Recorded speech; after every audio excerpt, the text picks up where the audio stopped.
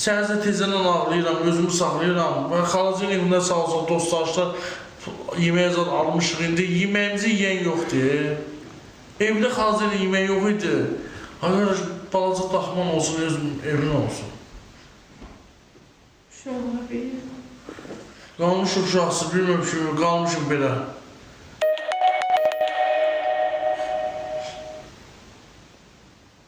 Herkesin Allah razı olsun. Deyir o söz kim yazıbsa qeyrətsizdir. Deyir o birisilər hanı bəs? O bizlə Yasir xalasına girlə apardım. Gecələ Navranı apardım. Qalanları xəstəxanadadır.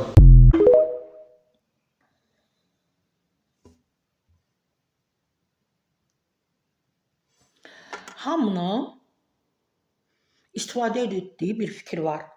Sosial şəbəkələr, TikTok, digər platformalar insanları körləyib.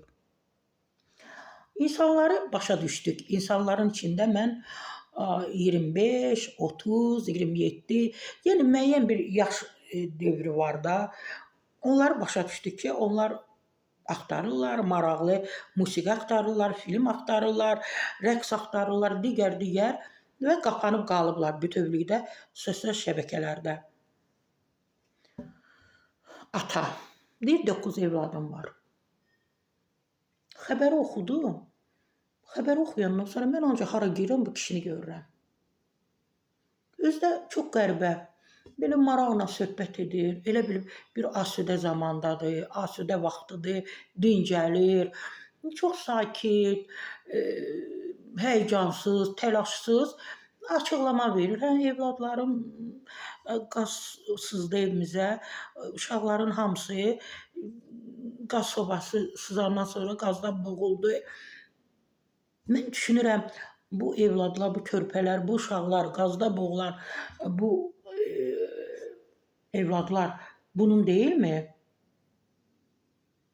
Bu nə qədər biz gerizəkalı olduq, nə qədər biz dar düşüncəli olduq, nə qədər biz həyatımızı nəyin üstündə qurduq, niyə görə biz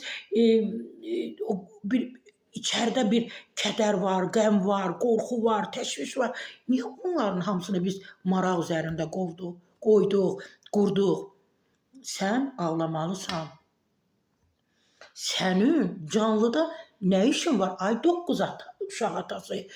Sənin belə üzündə təbəssüm, dodaqlarında təbəssüm, sənin canlıda nə işin var?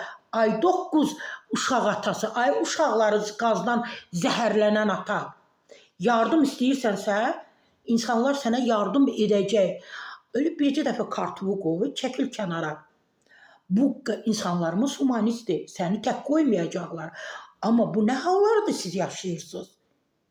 Bu nə hallarda ay valideynlər, bəzi valideynlər, ay 9 uşağı qazdan zəhərlənən ata.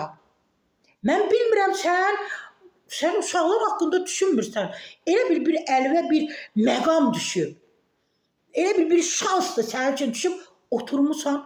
Mən bilmirəm, sən özü reklamını etdirirsən. Bu qədər valideynlər, bəzi valideynlər niyə görə belə məsuliyyətsiz olmuşsunuz? Sənin evladların ölümlə vuruşur. Ölümlə qarşı-qarşıyadır. Lap səndən müsahibə alırlar. Lap səndən belə dərvi soyurlar. Qanıvı damarından çəkirlər. Onları özündən kənarlaşdır.